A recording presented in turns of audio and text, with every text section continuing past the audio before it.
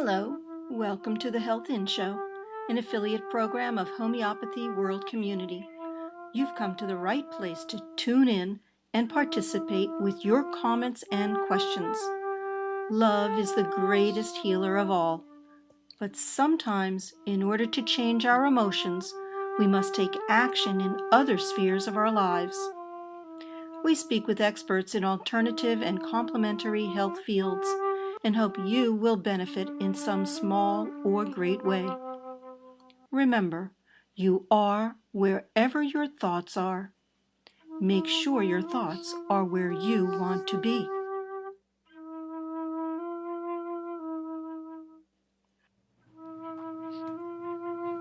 Welcome to the Health In Show, an affiliate program of Homeopathy World Community. Today is April 13th, 2015. We're going to introduce our guest in just a moment. I know everybody has been waiting to find out more about autism and homeopathy. I've received numerous emails and messages on Facebook and elsewhere. They want to know where to go to see this show. It's on nissancommunications.com with our producer, Amnon Nissan. And also, this is an unusual time for us to have our show. Usually it is Monday at about 10 or 11 in the morning, and we're having an evening show to accommodate streaming live from Australia. I'd also like to begin with a prayer, a message of hope. And as I was driving into the studio, I was just thinking how there's nothing more important than our health and our children's health. And also the fact that what I believe, my faith, is beyond rational. It makes no sense a lot of the times if you try and figure out the words and the information that would substantiate how things around us in our lives and world work, whether there's coincidences or it's planned by a heavenly body, how things are. But we do know that the most important thing is our love and caring for our family members and our friends. And I want to thank everyone for so many messages of caring that I have received, and I light a candle now every day for those who are in need. I'm going to introduce Fran Sheffield, and maybe she'll add a note to that message. So we also have a PowerPoint. So do you want to put up the first slide just as the intro? Homeopathy making a difference for children and adults with ASDs. Fran Sheffield, and all of those letters, she can tell us what they mean when she gets on, because she is really highly qualified to help folks with this syndrome.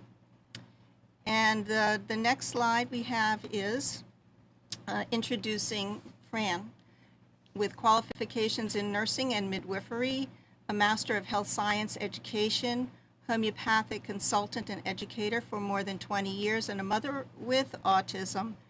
And from all of the messages that I have received, she is internationally well known, and people recognize her name and have read lots of the literature that she has published and put out on the internet. And Fran, let's get you on live. Hi Debbie, how are you? I'm great, and I'm so happy to be with you this evening. Yes, thank you for changing the time for me. It's made a big difference to me, better than 1 a.m. in the morning.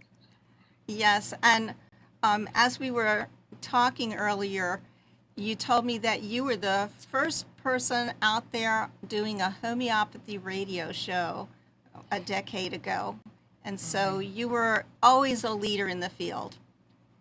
Oh, it was just amazing. I can remember because on our first show, I was in Australia interviewing somebody in England, and it was being streamed live in the US, and that's the first time I went, wow, with what the technology can do, and it's come a long way since then too.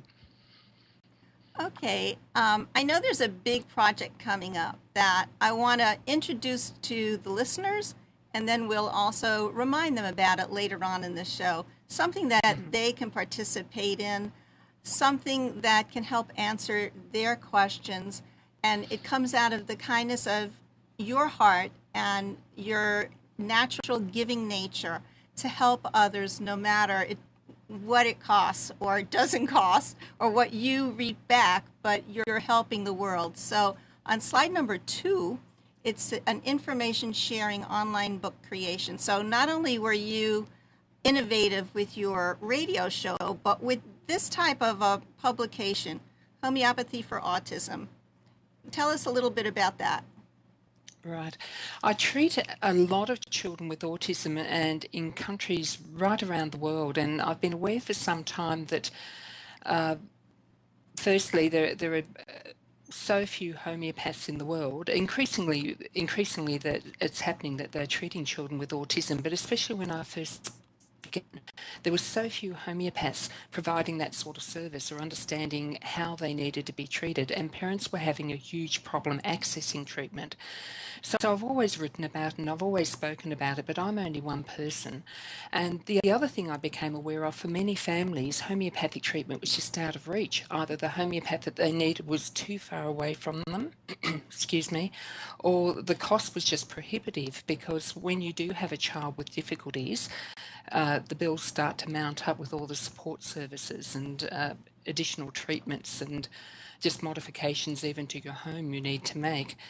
So I thought, wouldn't it be good if I could somehow communicate to people or let people know that there were some remedies that were used again and again and again for autism, that if parents themselves knew which remedies those were and what the identifying symptoms were for those remedies, that they themselves use them if they were guided in how to use them, and at least make a start in the early stages of their child's treatment to see whether homeopathy is going to be able to help or not, and then progress to a professional practitioner if they need to.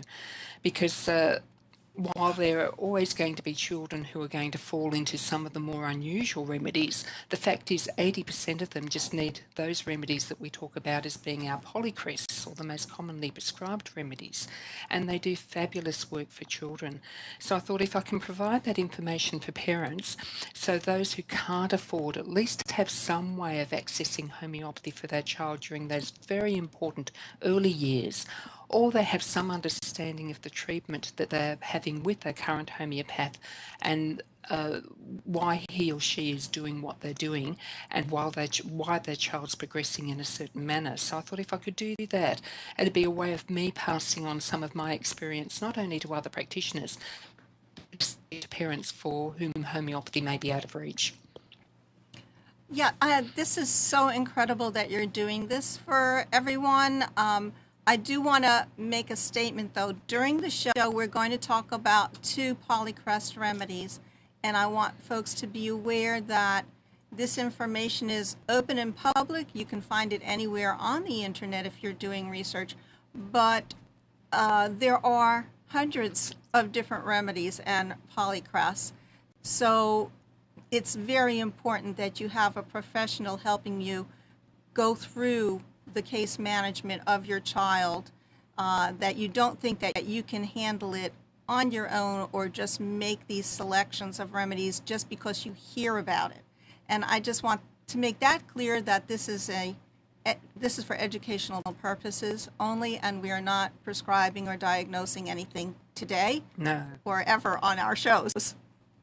Okay. And these 2 remedies we're going to look at are, as you said, are only 2 of the potential remedies, but they tend to show different poles of how autism presents in children. So it'll give parents of an idea of what a homeopath's looking at and what's running through their mind, or the symptoms important to a homeopath when they're considering the case management of a child.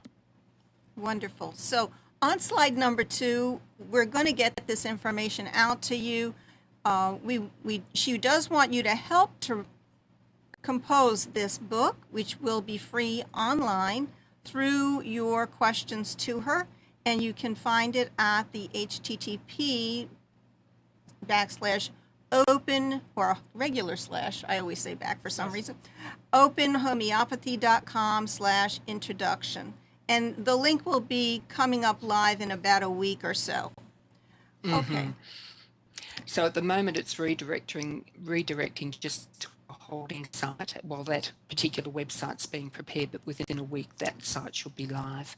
The other thing too, I should have given you the link, but there's a survey that we're asking parents, anybody who would like to tell me the information that would be most helpful for them in the book, if they could fill out the survey. So I'm asking a few basic questions, and those basic questions only take 1 or 2 minutes to do, but there's plenty of spaces for comments, so that if the parents or even practitioners, because amazingly a number of practitioners have responded to the survey, if they wanted to comment about their specific needs or things that they think should be in the book, there's plenty of room to write those there. And it's been a great thing to do, Debbie, because where I thought that I knew the answers that everybody wanted, or I knew the information people would want, some of the things that have been coming back in have surprised me. I thought, oh, I never would have thought to have included that, or that's a different perception to what I previously said. So it's been a really valuable thing to do.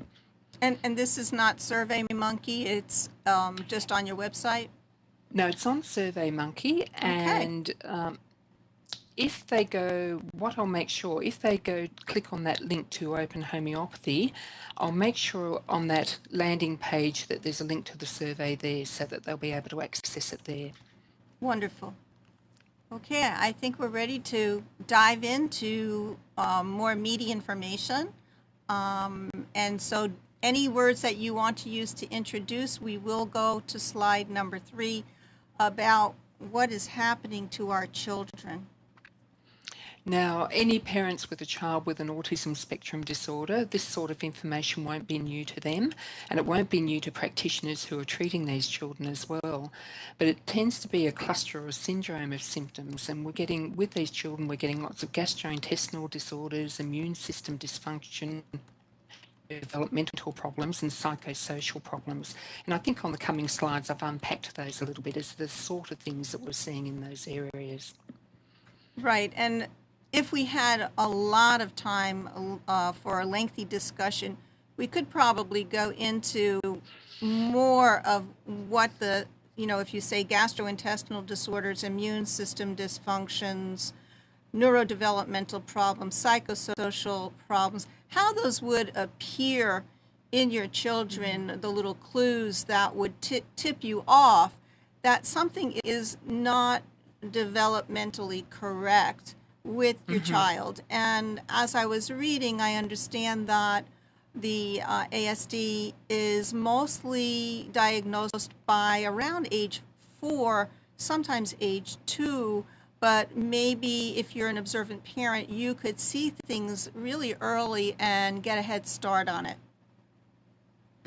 Increasingly, it's being diagnosed under the age of 2, and they're working on diagnostic tools that will make earlier diagnosis possible as well.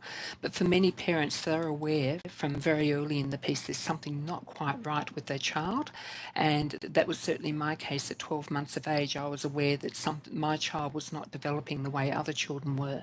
And so then you start going off to doctors and specialists, and in the past, they used to say, let's wait and see, whereas now the focus is starting to come to, let's make the diagnosis earlier, because the quicker we can implement changes for this child, the better the outcome. Right. And one of the things that's strange about the PowerPoint slides is I had inserted an extra slide, which seems to have disappeared somehow. Oh. It was the one, we're not answering the question how or why there is such an increase in this disease and disorder, but to take into consideration your environment, the pollution, the chemicals inside and outside of your home, the fluoride in the water, the vaccinations, dysfunctional families, shock and trauma in the news every day, and how a little infant or child could be impacted by this. And I had a question to you about this. I think people want to know the answers to this question. Basically, I'm saying, the world is still the way it is. We still have herbicides, fungicides, pesticides, all of these things going on, pollution in our drinking water, and I don't know, high power lines, and people are concerned about Wi-Fi, and you name it, it's everywhere, the GMO, glyphosate, the soil. And I say, well, it's still all out there. How will homeopathy be able to help a child or even an adult cope or rebalance?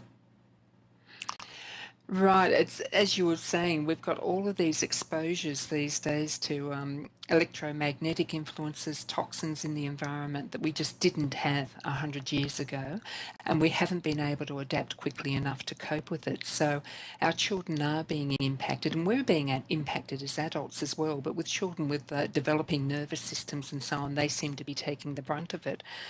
So firstly, we've got to try and get those out of the environment or minimise them as much as possible. And people say, well, we can't do that, so what can homeopathy do for my child? And the way I explain it to them is that not all children react this or develop the same problems from an exposure. So one child will be exposed to mercury or electromagnetic fields and seem to have no problems from that, whereas another child will be highly sensitive to them and react strongly.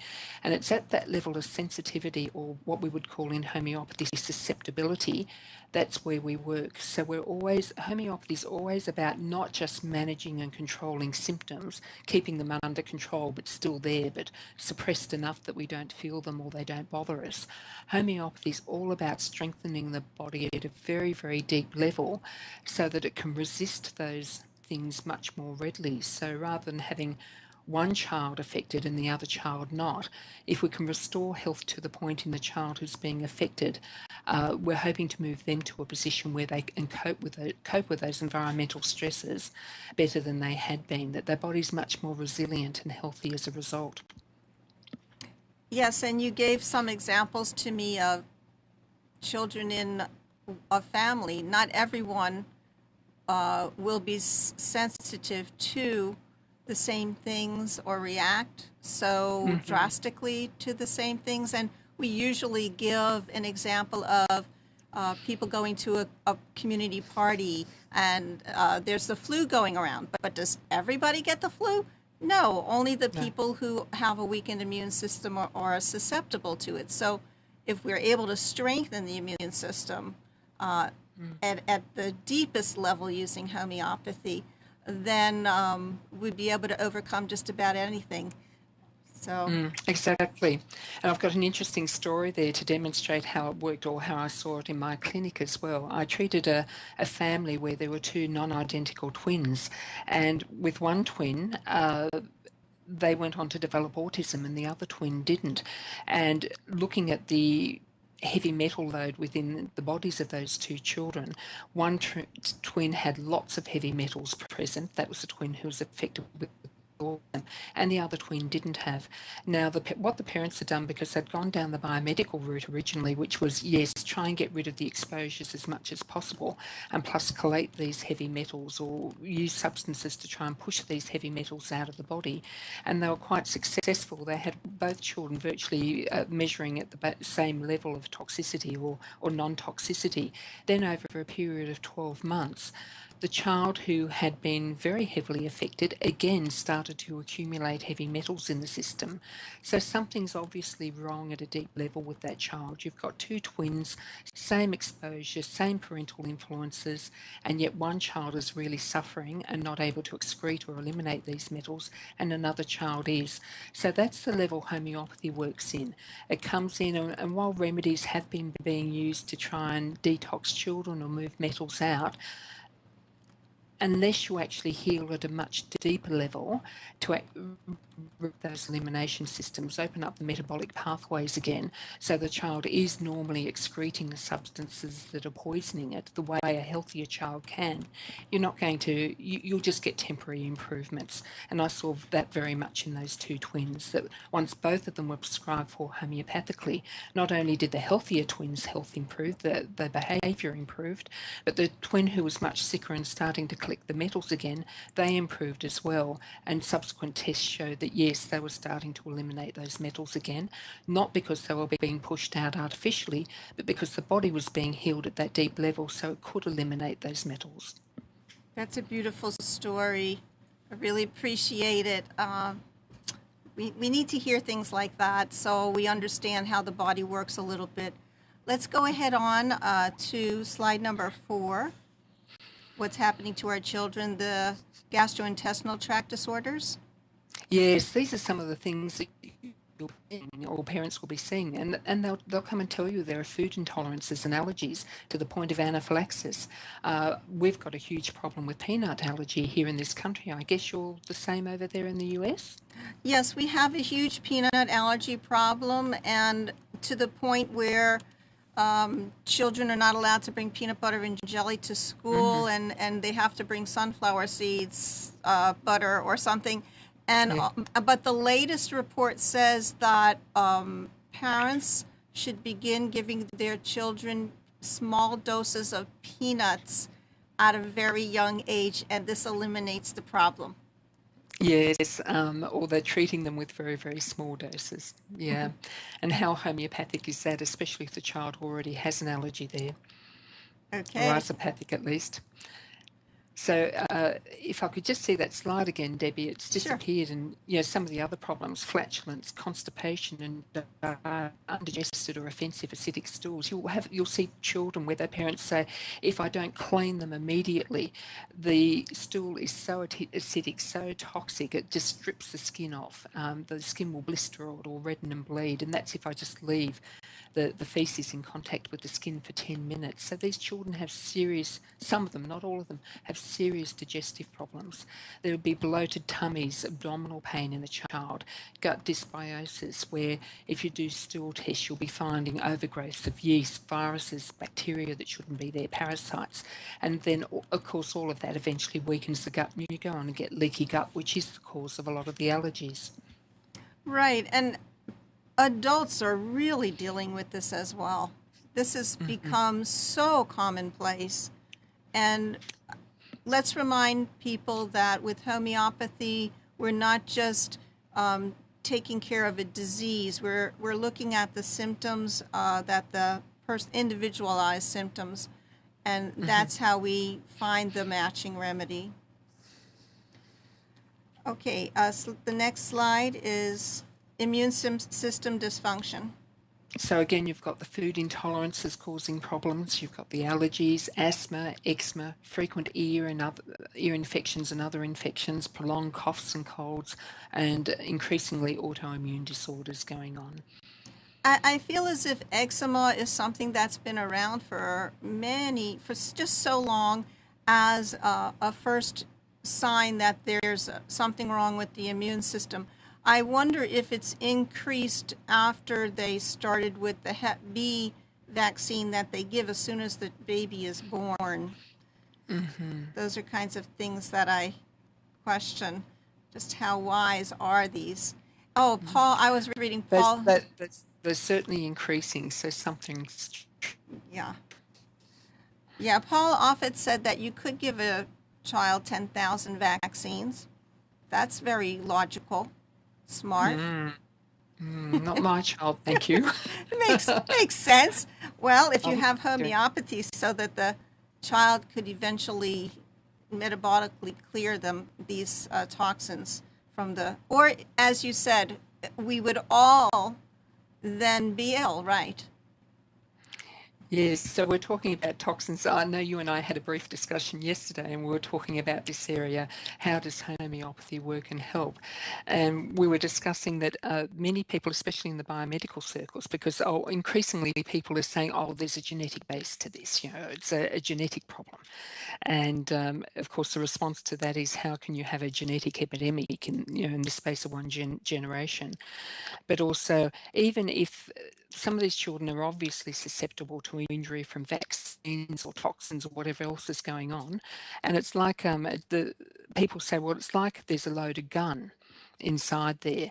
The gun's fine as long as nothing comes along and pulls the trigger. It's these toxins or external influences that pull the trigger of the loaded gun.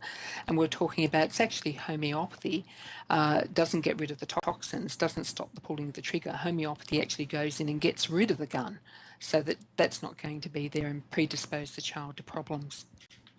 Well, it would be wonderful if all of these symptoms that we're itemizing could disappear. And I think my husband's reaction was, I didn't know that autism covered all of these different organ systems. You know, that I think is the big surprise.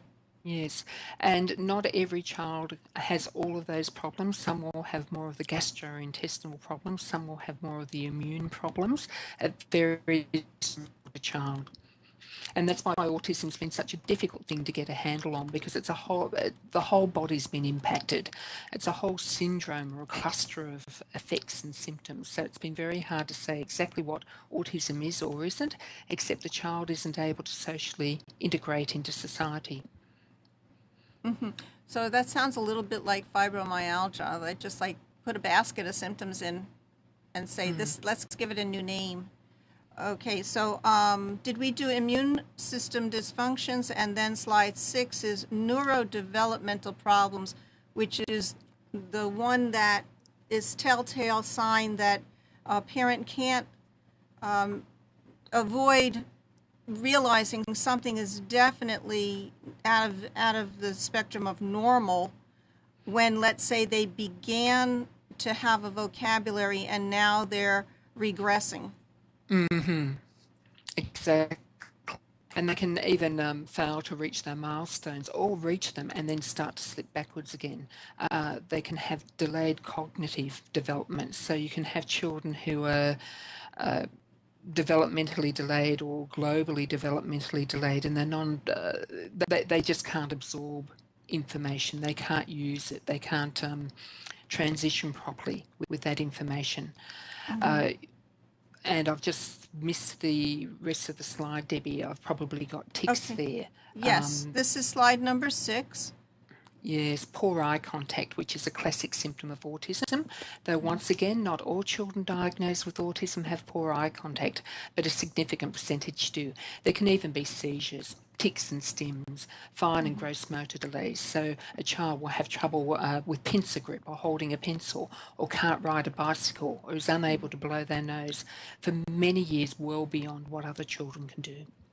So the fine and the gross motor skills, their difficulty, and also delay in teething, walking, talking, those regular milestones that you put in the baby book. Yes, And, especially talking now. Now teething, well, walking can be gross motor delay, but teething's a little bit different, and we actually use that as one of the symptoms to help identify the remedy that may help the other problems associated with autism. But teething of itself generally isn't delayed with autism, but walking and talking certainly can be. So is it that teething may be delayed or is very difficult where the child is so out of, has such discomfort and pain that they're crying all the time? And they're very sensitive to that pain, and so they'll overreact to it. Right, okay. So some of them won't feel it at all, and this is where autism's such a confusing area. Some children are hypersensitive to pain, other children are hypo, that they can fall under a bus, get up and walk away almost, and not be complaining of pain. So that's just as concerning to people or parents as the child who responds in an oversensitive manner to pain. But some children can fall down, hit their head, get a cut, and just look at it, not feel it. Right, and you think that your kid, bravo to your child, but it's really something that's not correct, because you want your child to be able to feel pain in order to learn and know what is good and not good. Yes. Okay, we have a couple of questions in the chat regarding the vaccination and autism link. And I know that that would be a show in itself, but maybe you could do a quick answer.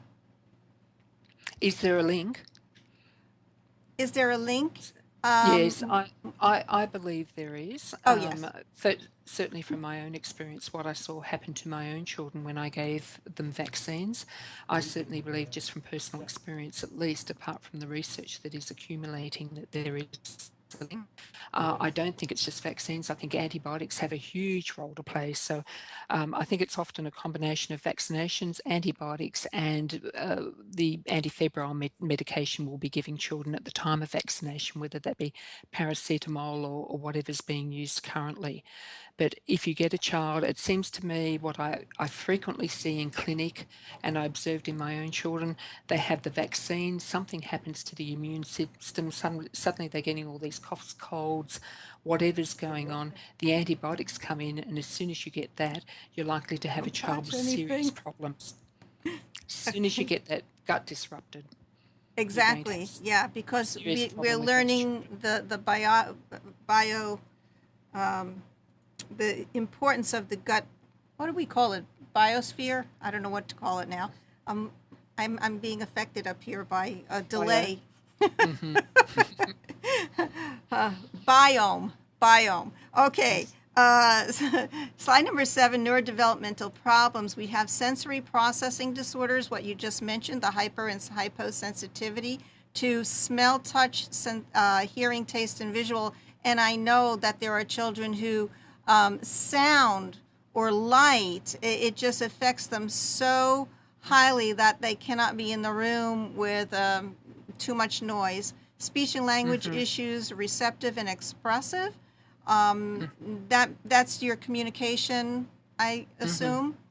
And being able to actually read other people's faces and facial expressions and understand body language, and all of that is involved because we are more than just our words. We are so much more of our whole being as a clue to what we're saying. Yeah. Go ahead. So you can see the problems. You can see the problems that these children suffer from. You'll have some children with all these problems. You'll have other children with just some of the problems. But what you end up with a child who is having huge difficulty integrating with the world as we know it. It's an unpredictable place for them. It's a frightening place. It's a place that creates anxiety because they can't adjust and cope with it the way a neurotypical child does. So you start to get the withdrawal, you start to get the meltdowns. If you could understand what it's like for these children just trying to cope, it's really quite horrible.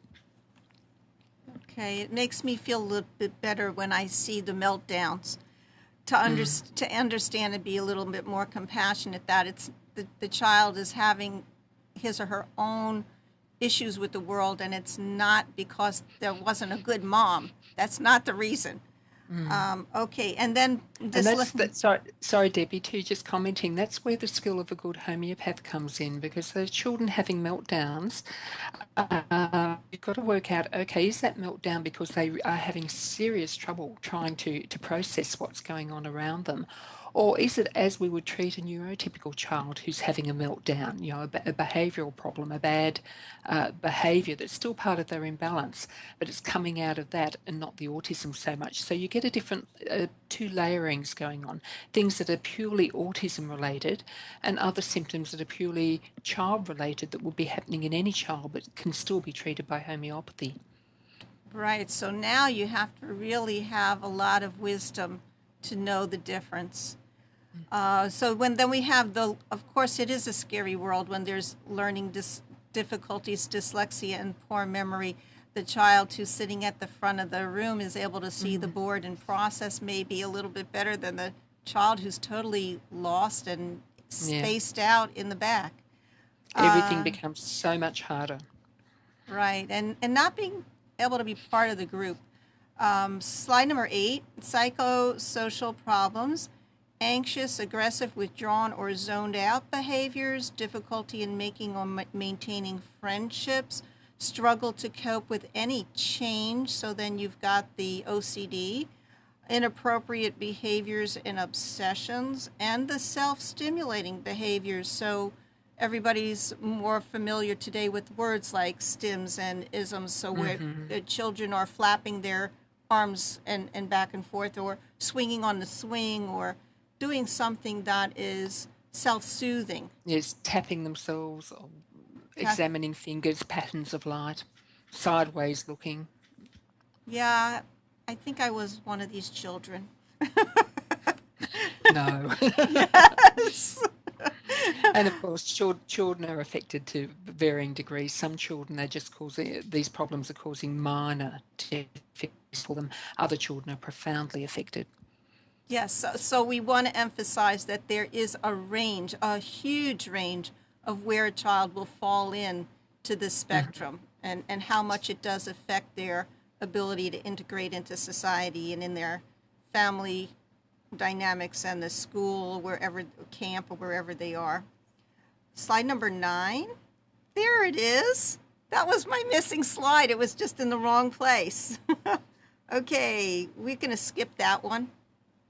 And we're going to go to the next one. Now you're going to give us some background about homeopathy. Yes, now I've still got, on my display, I've still got slide 6, but I can certainly give you background on homeopathy. Okay. What do you have? I've got slide 6. So I'm still back at neurodevelopmental problems. Oh, maybe you have, do we need her to refresh? Otherwise, I can tell you what it says. Yeah. Okay. We can work both ways. Okay. Oh, why use homeopathy? And you have 4 major points, probably somewhere on the next slide. It provides treatment as well as prevention. So I guess that means starting really early.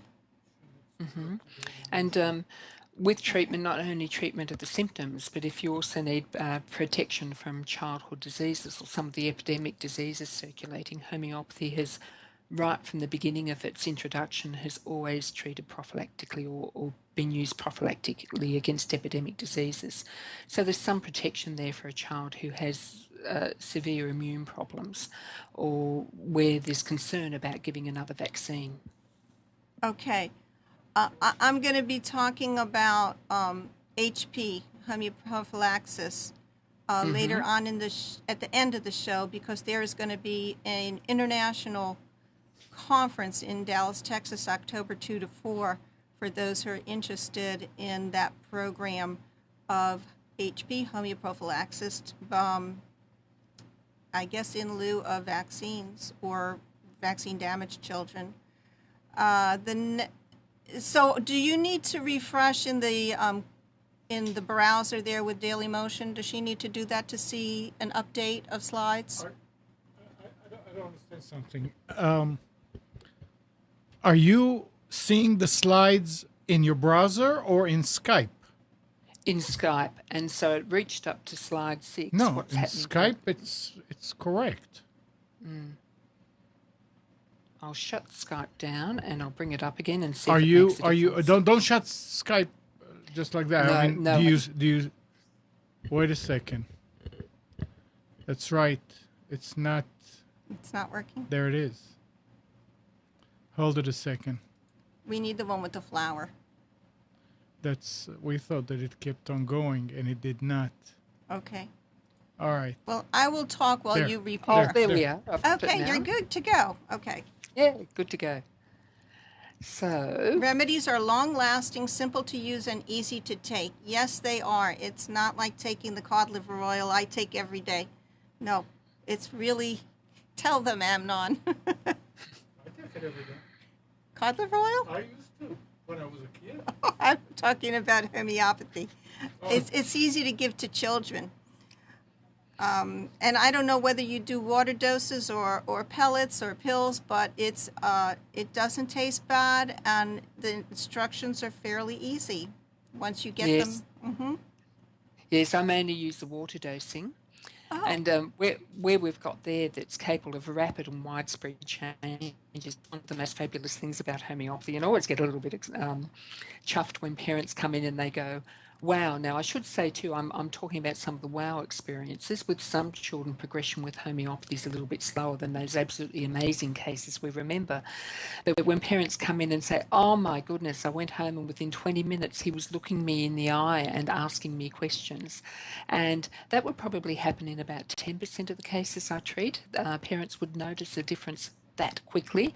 And that's the beauty of homeopathy. So where you're thinking, gee, we've got to restore some sort of metabolic process to get that response from a child, I'm not quite sure what's going on, because to get that happening within the 20 minutes is quite remarkable. You can't imagine everything being repaired and reconfigured and hormones secreting properly and so on to get a response that quickly, but that's what can happen. And so parents who have been down the biomedical path, you may know you're waiting weeks to months to try and get improvement with that.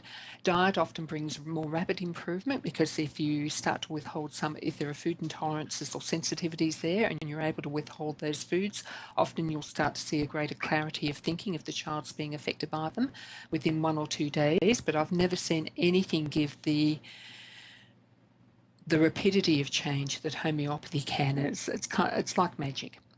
It's a dramatic, rapid, quick change that you cannot overlook at all. And that's why at the beginning of the show in my prayer, I was saying that is super rational. It is not rational, logical thinking, but it's beyond that when we talk about the creative force and homeopathy. On the why use homeopathy, also we have the versatility of homeopathic remedies, how it safely treats injuries, and it's used for acute emergency situations and chronic problems, mental, emotional, or physical. Now, this is where parents can put it to great use in the home, especially for acute problems. So if you're aware that your child has gut dysbiosis, and the last thing you want to do with another infection is give another antibiotic and either continue or worsen that problem, if you've got a working knowledge of homeopathy, you can quickly turn to a remedy to help with that cold or that tummy upset or that bruise or whatever it is you're trying to treat that you would normally use another medicine for. And on the next slide, we have provides treatment as well as prevention. We did that. Has an excellent safety profile. It's non-toxic. So it's not like your cumulative effect of adding more toxins to the system or changing the gut biome or affecting the bacteria overgrowth in a toxic way. The rest of them, do you want to read them? Yes, avoids or reduces the need for medications with unwanted or dangerous side effects, and we mentioned that briefly a moment ago. Doesn't work against the body by masking or suppressing its symptoms, which is really important, because while you get short-term relief, you're not actually correcting the underlying problem, and over a period of time you're actually worsening that underlying imbalance by constantly suppressing symptoms. Instead, it works with the body by stimulating and strengthening its ability to self-heal. So again, you're moving the child or the adult to a much healthier state to cope with other stresses in its life or their lives. And it's cost effective. Simple acutes can be treated in the home. And while it does cost to see a homeopathic practitioner, the appointments are usually spaced a month apart. Remedies are inexpensive, and over the period compared to other therapies and other medications or biomedical interventions that are used with autism, it is hugely inexpensive. It's significantly less expensive, much less expensive.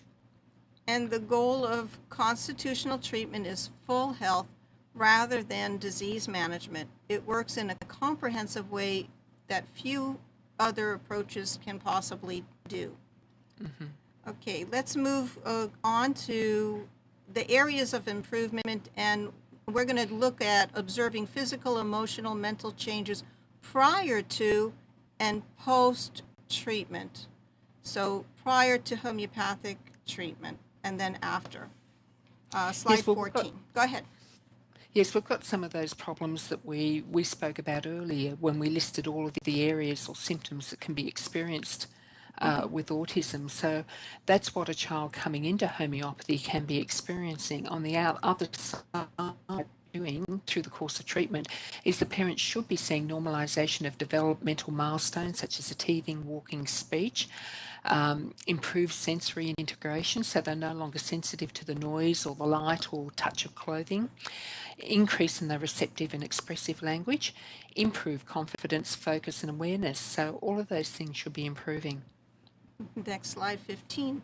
Then you're also going to see the improved eye contact and social interaction, reduced anxiety, which is going to be wonderful for everybody in the family, reduced aggression and other unwanted behavioral issues, which is a major problem, reduced restlessness and distractibility, increase in cognitive function, so they do better at school, and better memory and ability to learn.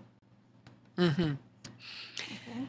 And the interesting thing, looking at those symptoms, that's a broad range of improvements we're expecting to see, and usually just with the one homeopathic remedy, with a remedy that will trigger that self-healing response. And in doing that, we get broad changes, whereas to manage some of those problems conventionally, you'd be needing different medicines. You'd need a medicine for this, you'd need a medicine for that, and some of those things couldn't be treated conventionally at all. Better memory and ability to learn. There's no medicine for that.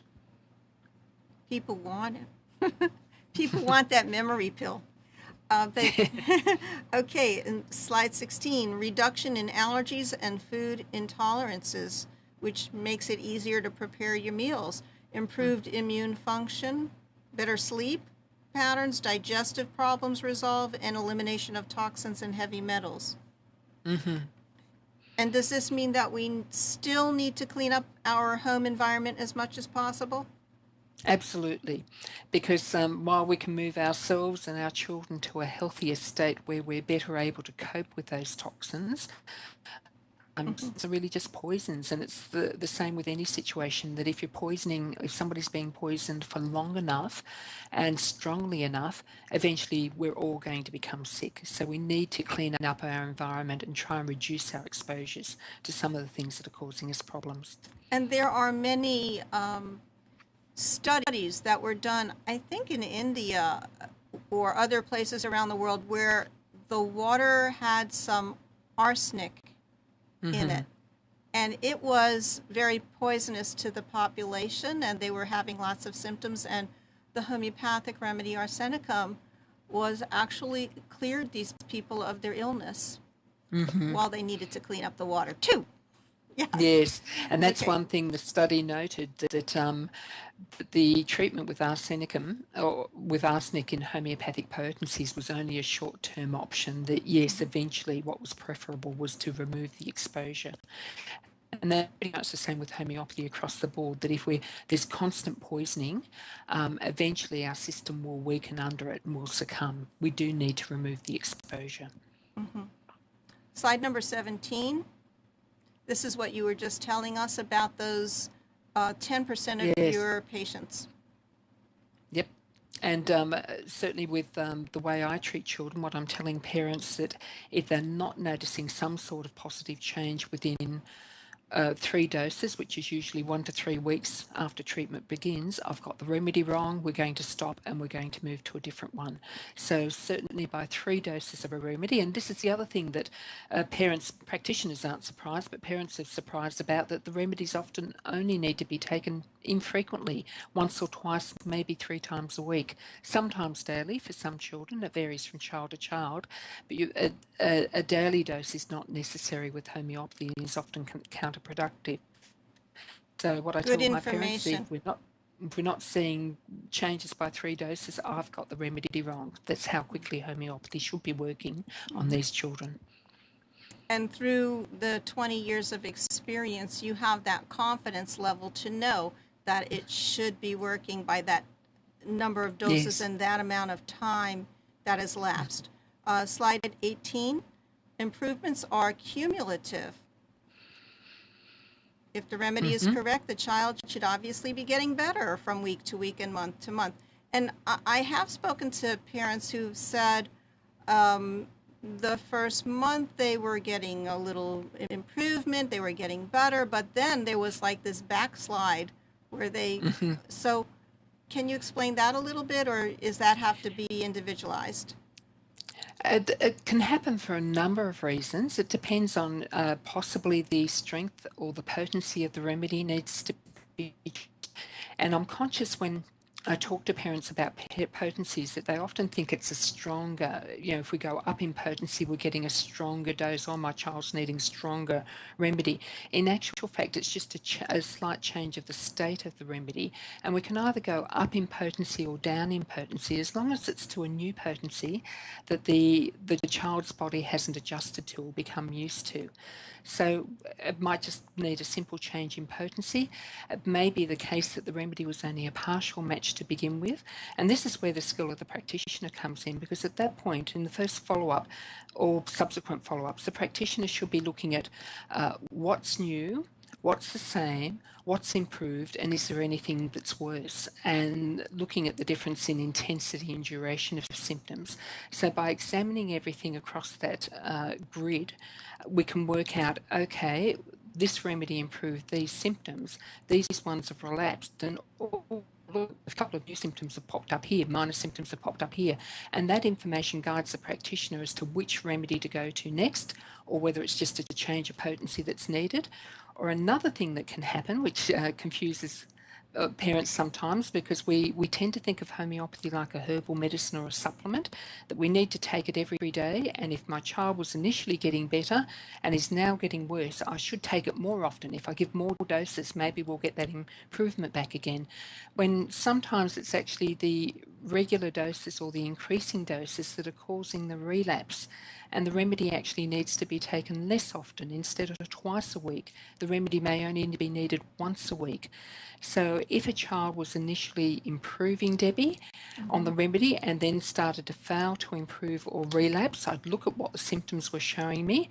Possibly the first thing I would be choosing is to say to that parent, I want you to miss 1 or 2 doses of the remedy, because if we've been dosing for what that child needs at the moment, we will see on purely stopping the remedy, that improvement will start again. We've triggered that self-healing response. We want to let the body continue with it, and then only dose again when the body tires and isn't able to do it anymore or needs a reminder of what to do. That's the best time to redose. So very complicated. It can be either a change of potency that's needed, a new remedy, or just that the child's being overdosed with the remedy and we need to give it less often. It sounds like a lesson in the Organon of Medicine by Dr. Samuel Hahnemann, because he explains all of exactly. that right in there. In very long sentences, longer than mine. In regard to autism and Asperger's, while some children lose their diagnosis within weeks to months, others may make slow but steady gains over many years. So it is, each child is individual, and if you do see your neighbor who is getting immediate results of communication skills and everything else, but your child is much slower to gain those skills, it's not the skill of the homeopath or the remedy. It's just the way the child needs to come back into life, I assume. Yes, and I can tell you a personal story there, and it's concerning Amy Lansky, who wrote The Impossible Cure with her son Max.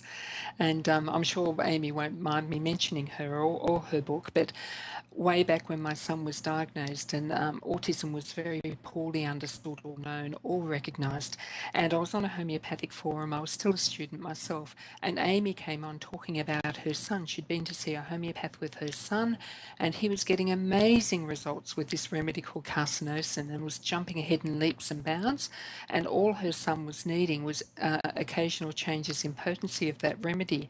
And I was sitting on that forum looking at my son where, yes, we were getting him, but I was a student homeopath trying to treat him because other homeopaths hadn't seen autism and weren't as aware of his symptoms as I was. And while my son had made improvements, we'd had to change remedies. We weren't getting the smooth run that Amy's Max had. So that's very much a case in point. My son took longer to improve than my friend's Amy's did, but significantly improved with homeopathy. And that's one child will need just the one remedy right the way through in a change of potencies. Other children, like my son, will need changes of remedies and changes of potencies, and that's where you really need the management of a well-trained homeopath. I agree. But we have a note that all children should see some improvement, even if it's small gains or greater gains. The amount of improvement and the length of the This is slide 19. The length of time needed for full treatment depends on, as you were saying, severity of symptoms, degree of irreversible damage. That would probably be pathological changes, physical changes. Closeness, I mean, if there was a birthing where it was traumatic birth and there was actual damage. Closeness of the match between the remedy and the person's symptoms, and the skill and experience of the prescriber in choosing remedies and managing the changing symptoms as treatment progresses. So this tells us that you need to have a close relationship with the practitioner, that they are kept aware of what is happening with the child on a frequent basis, so that if there's any changes, to be told. Exactly. Okay, let's go ahead with a polycrest and tell us about that. Now, our polycrest remedies are the remedies that are used again and again and again for a wide range of symptoms. And Natrum muriaticum, or Nat-m or Nat-m, is prepared from just common table salt, and it's our biggest polycrest. It treats skin disorders, depression, types of mental health problems, herpes, it treats a whole range of problems, as long as the symptom pattern that the person is experiencing corresponds to Nat-m. So let's have a look at it for children with autism, because it is a common autism remedy as well. Right. They tend to be very serious, reserved, and often well-behaved children, so they're very quiet. You won't have them talking a lot, and they don't want to interact. They're sensitive and easily hurt though, but they'll hide it. So when they're hurt or upset, or being made fun of or laughed at, even if the family's just laughing around them, will often perceive that they're that the laughter's about them. Rather than getting upset and crying, they tend to go quieter and quieter and withdraw.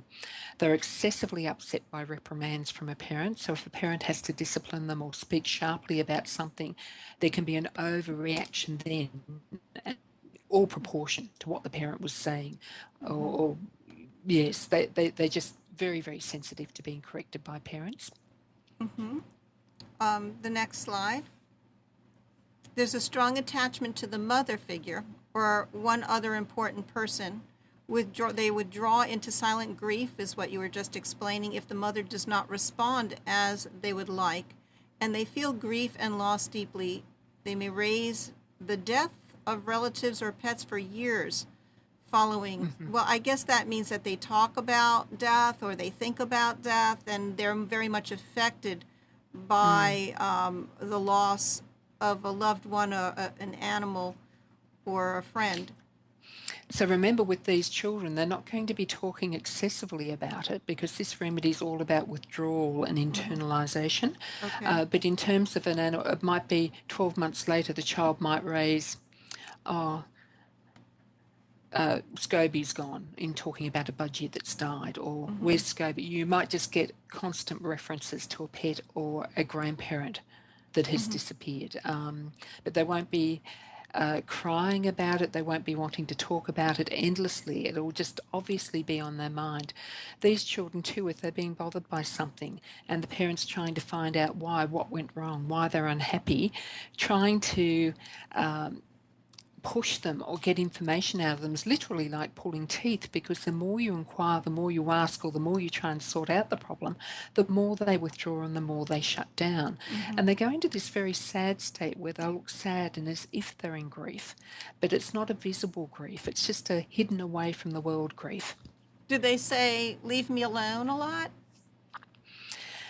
They can do if they're pushed, but especially in children with autism, they'll just tend to go quieter and quieter and remove themselves from you. If you try and cuddle them and hug, they'll pull away from you. They won't come for spontaneous cuddles.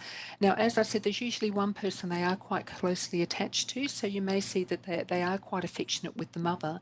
But when you ask a little bit more closely, you'll say to the mum, is he or she affectionate? And they'll say yes. And then you've got to unpack and find out if this is the remedy that's needed. You'll have to ask, do they come for spontaneous cuddles? Will they cuddle you spontaneously? Or do you always have to give them the cuddles and they accept them or put up with them? And usually you'll hear it's the second thing, that yes, they're happy to be held or cuddled by one person, but they don't cuddle back. They're the cuddlee rather than the cuddler. That's a good way to put it. Yes, And this is one and in remedy. a group, you have in a broader way that they're more antisocial, and they ignore Yes. people, avoid eye contact, which is part of that ASD syndrome, and they want to be alone and feel better when they are alone. So they like their space. Mm. And when they go to childcare centres or to school, that's what the carers or the teachers will report, that they sit off by themselves and do their own thing. If they try and move that child into a group of children, they may stay there, but the other children eventually go off and do something else and they continue to sit there. They won't follow the children. Or if they're pushed into a group, they will play on the periphery and eventually remove themselves from the group. So it's a very solitary remedy. And they don't seem to care that they're alone. They want to be alone. They're not upset when other children aren't playing with them. They want to be alone. Slide 22. They avoid conversation and interaction and withdraw when questioned, which you mentioned. Tolerate or avoid hugs and cuddles. They don't actively seek them.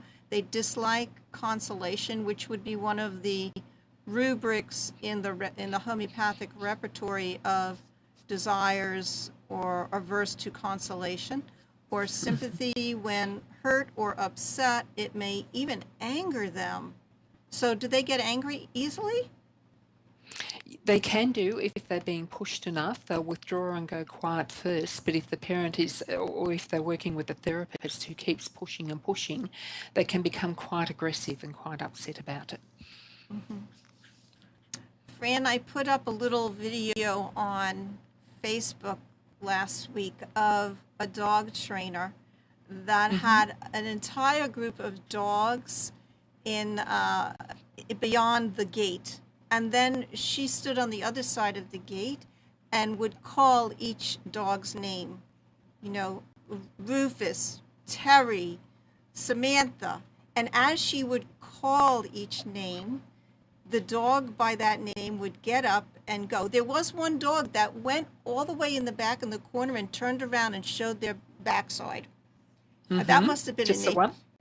that must have been a nature mirror. But one of the rubrics I found in the repertory was easily disciplined is nature muriaticum. So yes, they tend to appear to be compliant, obedient children, but they won't. Yes, it's the interaction that you will notice. They don't want to interact. They withdraw. They don't want to talk.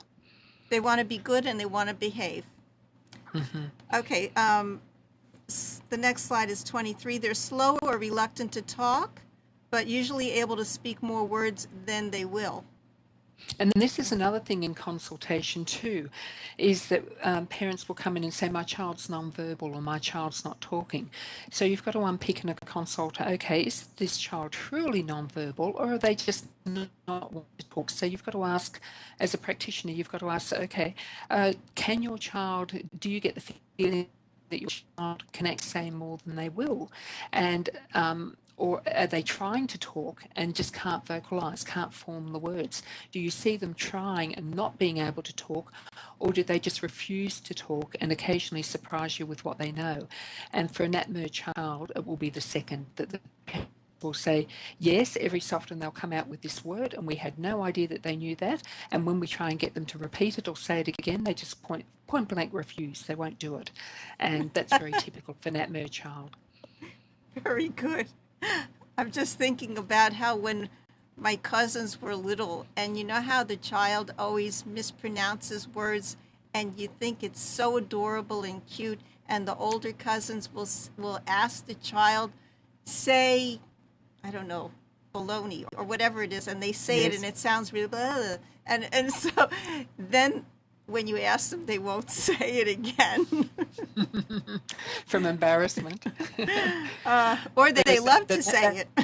Yeah, the Nat-m child will often say it perfectly and refuse to say it again just because they don't want to.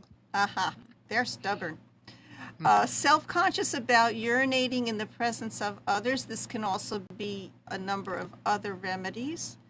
Go ahead. Most of us don't like doing that, but it's particularly prevalent in Nat-m. Right, that's the embarrassment. And they'll go off and do things secretly. where they're not drawing attention to themselves. Whoever likes to go in school in the stall? Nobody. Yes, nobody.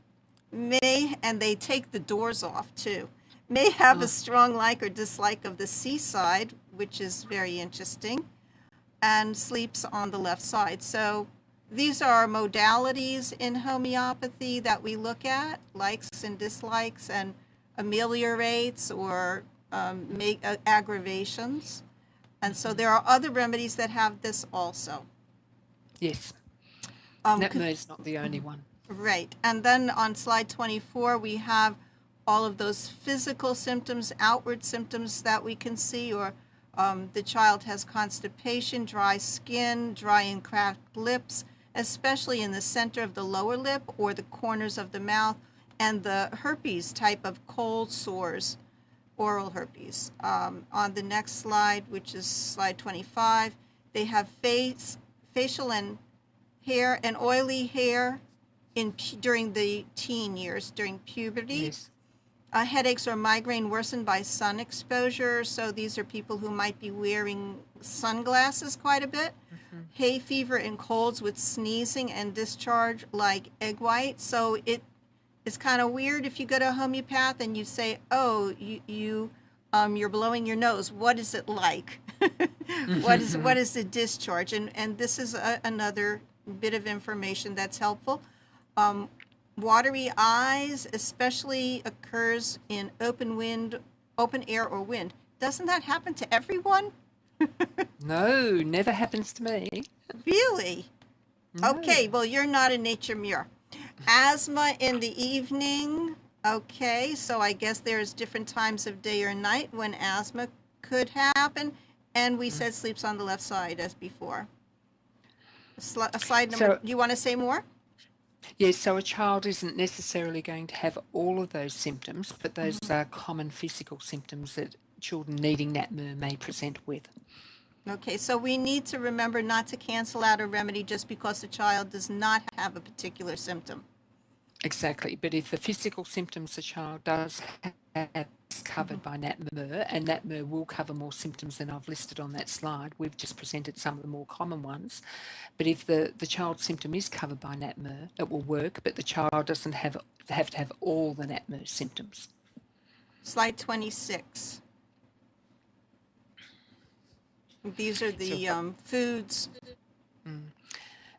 Their food intolerances tend to be around milk and wheat.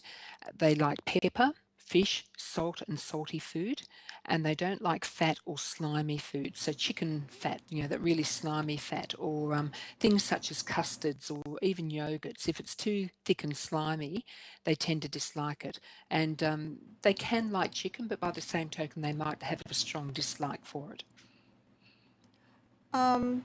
I think one of the rubrics is either desires and loves bread or averse to bread.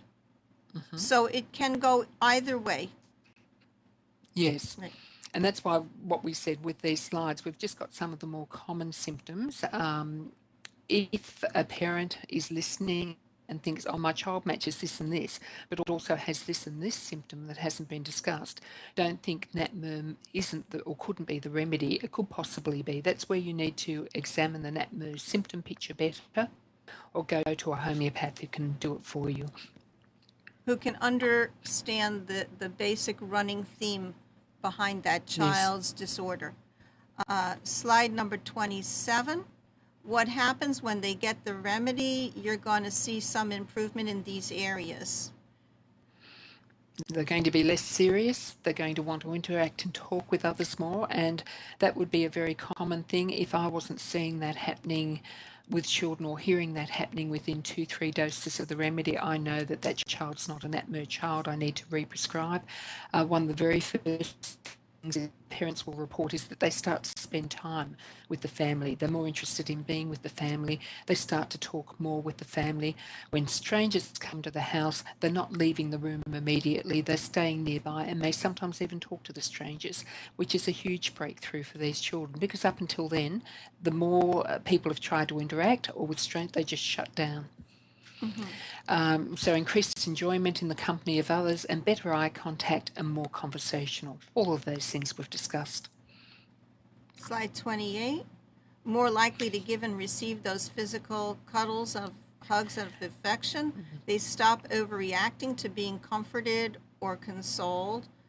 So I can just picture that. Less sensitive and more resilient about emotional hurt. So it doesn't just go deep into them. They're just not affected by it as much. Yes. And they're able to let go and move on from grief. And it is our number one grief remedy in homeopathy besides Ignatia. And with grief too, it doesn't have to just be about the death of somebody or a pet. It can be grief about a move to a new house, and homesickness is a form of grief, or disappointment. Not getting something or losing something you loved is a form of grief. So that's what we're looking at in the Nat-m picture as well. Okay, and slide number 29. The skin dryness or oiliness comes into balance. The physical complaints improve and resistance to infections increases. And they feel just more happy in general about everything, which would be just it's a wonderful delightful. remedy. Phosphorus is the second polycrest. We're going to pick up the pace. There's two types of phosphorus. We have the open, bright, excitable, bubbly, warm, caring, friendly, curious. They want company. They're not like the nature mirror. They want company. And this has been a very deceptive remedy for homeopaths, because when we think of people needing phosphorus, we're very familiar with the type 1, but in autism there's the type 2, and these are often missed. When phosphorus is the remedy they really need, homeopaths may be going off and prescribing other remedies, not needing that the polar side is present too. The slow, apathetic, dull-minded, indifferent, spacey, zoned out, poor focus and concentration. And you'll see a lot of children with autism like that who do very well on phosphorus. Wonderful.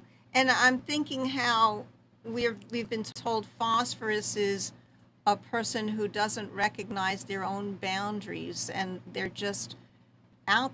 It's almost like nature mirror closes into that little shell and it withdraws and creates a huge boundary, and then the phosphorus is just so out there in my sky that you're spacey, that you don't know the difference between the other person's hurt and your hurt.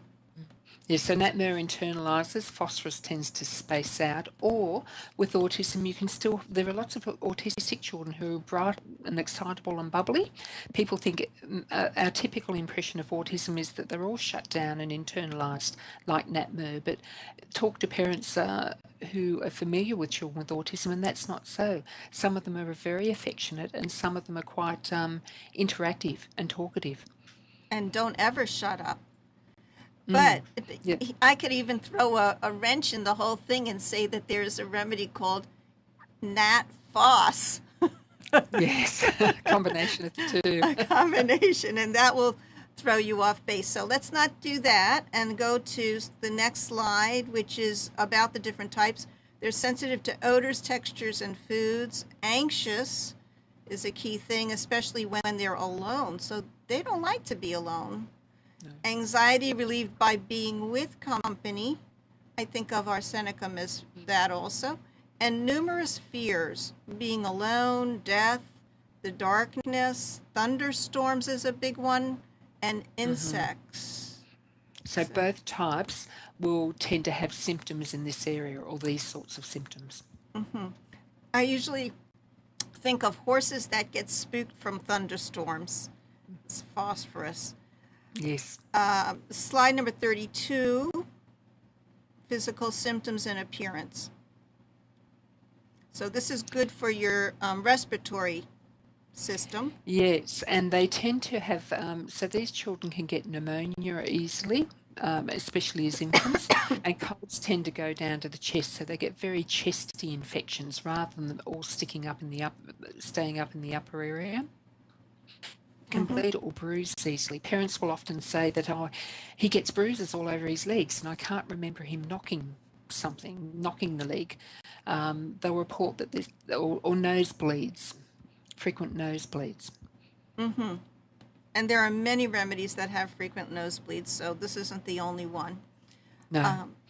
the next slide says that concerning the allergies and food intolerances, they particularly like salty foods, spicy flavors, cold food and drinks, especially ice cream and sweets and chocolate. This is like everybody. And they either crave or dislike fish. That's good to know. They're thirsty for cold water, and they have an intolerance of milk. Is it that they don't like milk, or they just don't do well with it? They don't do well with it, and some children very early in the recognize that they feel unwell after milk, so they'll start to develop an aversion to it as well. So they can have an aversion or be aggravated, but still desiring it. Mm-hmm. Does that include cheese? I'll have to check. I'm not sure. I don't think phosphorus has a big problem with cheese. Okay. I'd have to go away and check on that. That's good. Okay, and then we have a little picture of this adorable young man. Mm-hmm. The phosphorus child, usually you think of them as thin and tall as they go through puberty, delicate features, fine skin, porcelain, clear skin with long lashes is the tubercular miasm, and they have a rapid growth. Yes, and this little boy, I chose that image because that's very much what one of the more social phosphorus children would look like in autism. They're friendly, they will look at you, they'll want to interact. Mm-hmm. Will they get in you right up in your face? Mm-hmm. I have a grandchild who would do that. Okay. I'll just make a mention too with phosphorus. It's one of our big allergy remedies. And so the reason why it can do so well for children with autism, if there's a lot of food intolerances going on and leaky gut and so on, the child's has been sensitized to the not fully digested food particles, they tend to zone out and become spacey as it travels through to the brain. So that causes that spacey zoned out effect. And if you treat them with the phosphorus, and the gut healing starts as a result. So remember, homeopathy is working quite deeply, and healing's occurring at a deep level that's causing these surface symptoms. That's where you'll get the improvement in that zoned out child that's usually coming from the food intolerances and leaky gut. I appreciate that because I have been thinking a lot about the interaction between how the body and the gut affect the brain, the cloudiness, concentration, thinking, but then also how what we think affects how we feel and how our body works. So it's a two-way street, but whatever we can do to help this, the link is really good. What to expect, the confusion and brain fog clears, the child's able to focus and respond appropriately, the anxiety settles down and they are less fearful. They're not so dependent on company and can spend time by themselves. That would be wonderful. Yes. For many mothers. So they're not clinging to your legs. Slide 36, more confident and capable, sensitivity to odors and the feel of clothing settles. Ooh, that's a big one. Reduced tendency to bleed or bruise, more resilient to colds and chest infections, and reduced allergies and food intolerances. Fabulous. Things to know. What do we need to know, Fran? Oh, coming into appointments. So if you're having an appointment with a homeopath the first time, most people are really surprised at the sort of questions we ask. Anybody coming to see me, I warn them to begin with that I'm going to be asking a lot of strange and unusual questions that their regular doctor's not the slightest bit interested in because it doesn't help with their prescribing. But these unusual questions are very important for homeopathic prescribing. So the consultations are normally lengthy. They're normally an hour to 2 hours in length, depending on the age of the child. We need to know everything. We need to know everything from all of their physical symptoms, tendencies in the past. We need to know birthing history, pregnancy history of the mother. We need to know food likes, dislikes, sleep how the child reacts to things in the environment, certain stimuli, basic temperament and personality, because even with autism, we tend to think autistic children are all come out of the one mould. They don't. They're still children with the fundamental temperaments and personalities underneath, with the autism as an overlay sitting on the top affecting everything. So fears and anxieties, family medical history is also important for MISMs. All of that we need.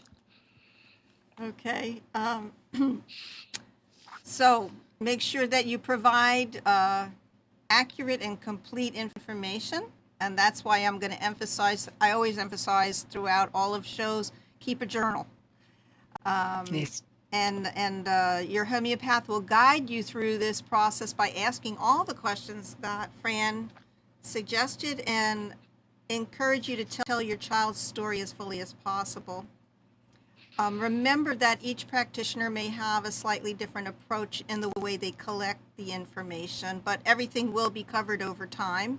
And in slide number 39, you want to be able to give the immediate problems, and then so that we can take care of what's happening at this time in history, the present, and then the other symptoms will probably unfold as you go back in time. Okay, so I think that you covered that. Slide number 40. This is a great way to remind yourself of the answers, these different things. When was the last time you had a doctor visit or other health care practitioner visit? That means that there was a point in time when something was going on in your child's life. When was the last time you had to purchase some medication, whether it was orthodox or complementary medicine? That's another historical fact that goes into your journal. Was there a hospitalization or a surgery at some point? Of course, you mentioned the pregnancy and delivery, if that was unusual in any way. So you can jog your memory and maybe even ask your partner or your friends if they remember anything. Let's go to slide 41.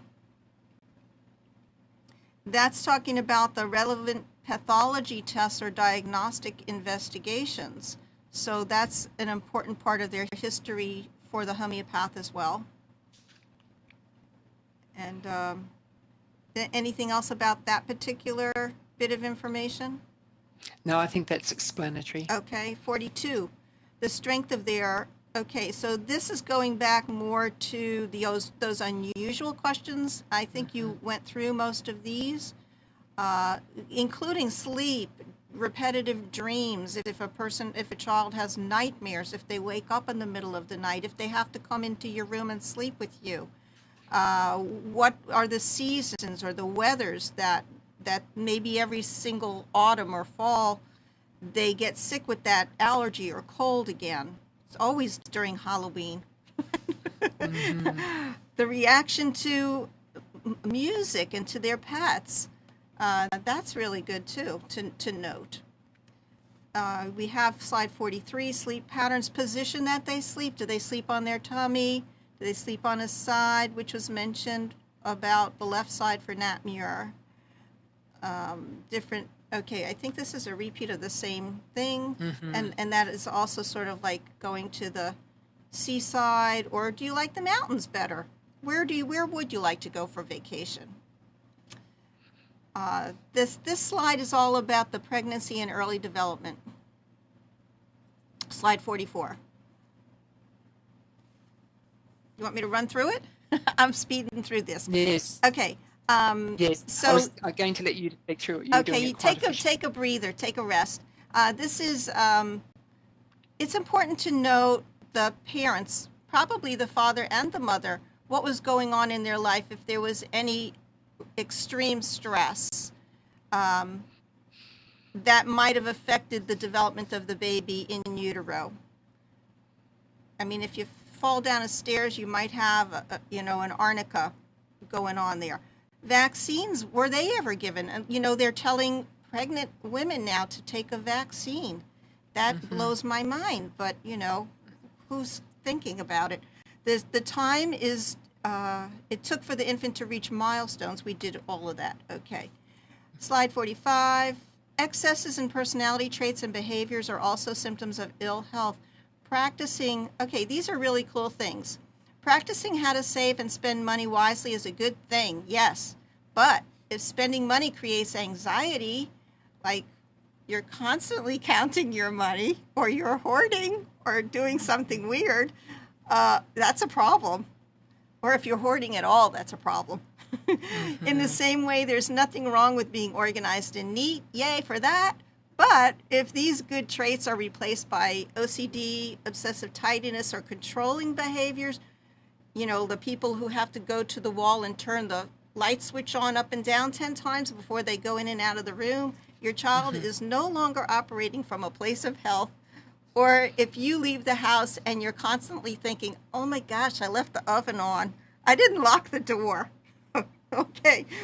One of the amazing things about homeopathy is that the right remedy stabilizes moods and behaviors just as easily as physical problems and symptoms. Thank God. Yes. And I often say to people that one of the beautiful things about homeopathy is it puts us in charge of our behaviours and emotions rather than our emotions and behaviours controlling us. And for a lot of children and adults, that's the position they're in. Their behaviours and their emotions control them. They no longer can control, you know, the Perfect. emotions, and that's the difference. Absolutely. We should be using our mind and our intellect to make decisions about how we respond in all situations. If it's bad, walk away. Yes. Don't get involved in a fight. Kavitha looked it up and she says that phosphorus likes and desires cheese. Thank you. Thank you, Kavitha. Changes in behavior during sickness. Now, this is an important point. If your child is normally happy and easygoing, but has become irritable, fussy, or emotional during an illness, this is something to report to your homeopath because it may lead the homeopath onto what's happening with the remedy. Slide 48. Here we have a major symptom of ASD. Fears, phobias, and range of other things should not be thought of as a normal way of life. It's not normal for your child to be constantly afraid of monsters in the dark at night and need to be with somebody every single night. Maybe they shouldn't be watching all of those scary films. They too are symptoms of underlying imbalance and point to a needed remedy. These behaviors soften and resolve with treatment. Or if they are treated, would the child just say, well, I guess, would they be affected by all of those bad, scary things out there? No, they become much more resilient in that area. Parents will tell me that they're happy to have the light switched off at night, or they stop waking up in the middle of the night and coming into the parents' bed because they're frightened, or they go down to the bathroom or the toilet themselves because they're able to cope with the dark corridor now. That's what should be being seen. Okay, 50. Oh, it's 49. This. Oh, 49? I think I did that. 49, sorry. This includes, and there's a whole list of fears: darkness, animals, heights, thunderstorms. If some children who are constantly worried something is happening to their family member, blood, snakes, spiders, crossing bridges, ghosts, and monsters. Too scary for me. Your homeopath should also ask, the news is too scary for me. Your homeopath should also ask about the family medical history, so you do want to have a background. If family members have had cancer, heart disease, lung problems, strokes, mental disorders, this can help to narrow down the remedies. They will then use all the collected information to build a complete picture of your child's health. The remedy that best matches this symptom totality is able to work deeply and stimulate widespread changes. I think the other day I had a query on Facebook from somebody about floaters in their eyes, and they wanted to know, what is the remedy? Give me the remedy for floaters in their eyes. And I said, don't worry about that minor thing. Go and look at the totality. See what everything is happening with you, and you'll come to a remedy that includes it. Slide 52. Your homeopath will check for things that may have caused your child's health problem, which are acting as a barrier to healing. So there are blocks if you're constantly in a moldy home. If the brother or sister is always beaten up on the one, that's a problem. That it's Yes, the brother or the sister. It's a treatment then. And you have an example here. A child with respiratory problem or allergy will struggle to improve in a moldy house. Likewise, constant exposure to harsh or irritating chemicals will not only cause dermatitis, but will interfere with its healing, even though the correct remedy may be prescribed. So maybe your clothing detergent is irritating. Finally, your homeopath will refer you and your child to your doctor for pathology or diagnostic tests should his or her symptoms indicate the possibility of more serious disorder. We had a question back from Tatiana wanting to know more about Natrum Phos. That's another show. That's another show. Tatiana, tune in next time. We are going to do a quick summary. We went really long on today's program, but we just had a lot of information to present to you. I do believe that we live in challenging times with many stresses to our emotional, mental, and physical well-being. Families are seeking a gentle, non-toxic approach to healing and rebalancing lives. I don't have the actual dollar figures, but I know it's very high for people who are doing out-of-pocket just for their own alternative integrative care and supplements and vitamins. They're not thinking that it's not working for them to just only go to the conventional physician and get a drug for your depression. I also wanted to give a shout out to Dr. Samuel Hahnemann, who was born 260 years ago in Germany. He was the founder of homeopathy. He discovered the brilliance of it and wrote the Organon of Medicine, if anybody wants to read it. Millions of people around the world have found these remedies beneficial for acute and chronic conditions and are even needed more today than ever before.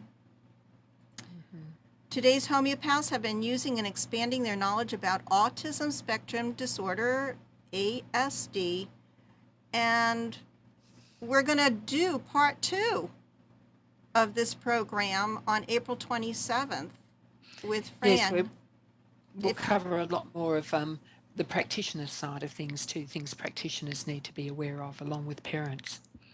Right. I hope it's been okay. I've done a lot of the talking, but I think you've really filled in the depth of understanding for us. On a couple of other issues that are going on, I have been plugging Laurel Chiton. I had her on a show a couple of weeks ago for the campaign Just One Drop. She is an international award-winning PBS film producer who's been working 6 whole years traveling around the world, having film clips of homeopaths and how there's scientists, the pharmacies, a look inside the pharmacies and seeing how homeopathy is actually manufactured. And the campaign has tried to raise $80,000. I think that they're just coming to fulfill that dream. But she wrote to me today saying that because of the number of issues that are going on today in the legal fields, that homeopathy is constantly changing and it's on the front lines. So she wants to do 2 more trips out and do more filming to show us what's happening out there and show us the science. So please go to Just One Drop on... There's a link on Homeopathy World Community with a link to, what is it? I'm not remembering the name of the fundraising.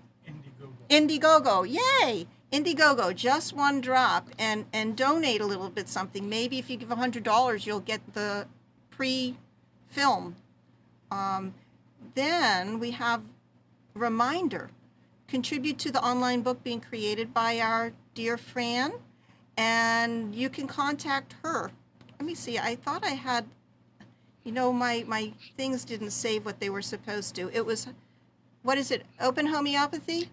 Yeah, openhomeopathy.com. If they go there, /introduction, the introduction of the book is there already.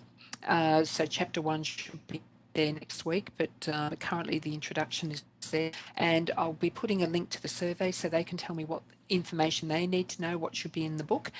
And yeah, it's going to be fabulous. So over time, you're going to be building the chapters of this book, and people will be able to read it throughout the developmental stages until it's finally published, and that may take some time.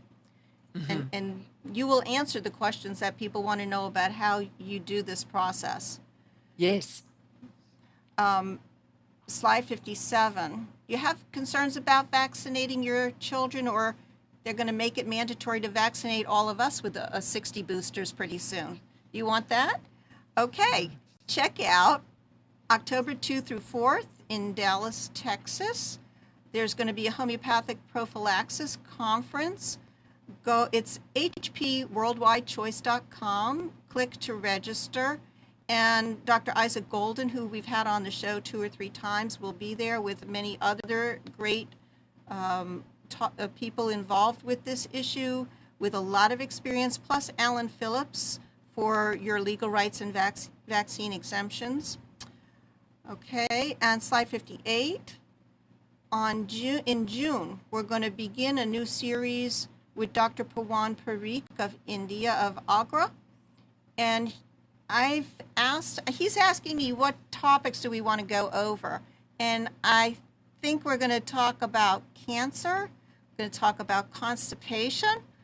If there's any particular issue that you want to learn about, he has thousands of patients with a lot of experience in illustration of their cures with documented lab work and reports and everything else from the pathology. So you will see the brilliance of homeopathy.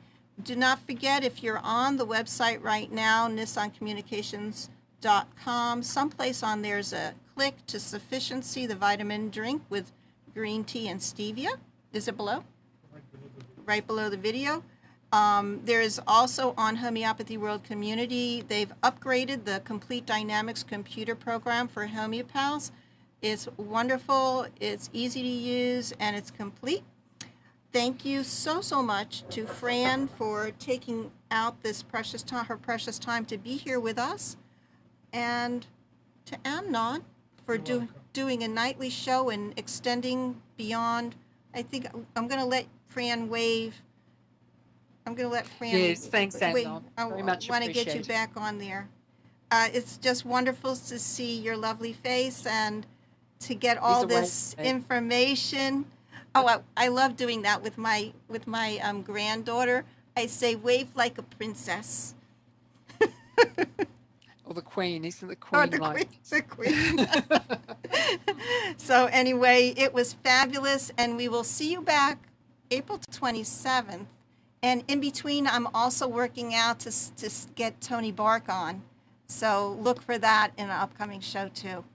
Thank you, everyone. Lots of love. Debby. Lots of healing, many blessings to everyone. Good night. Bye.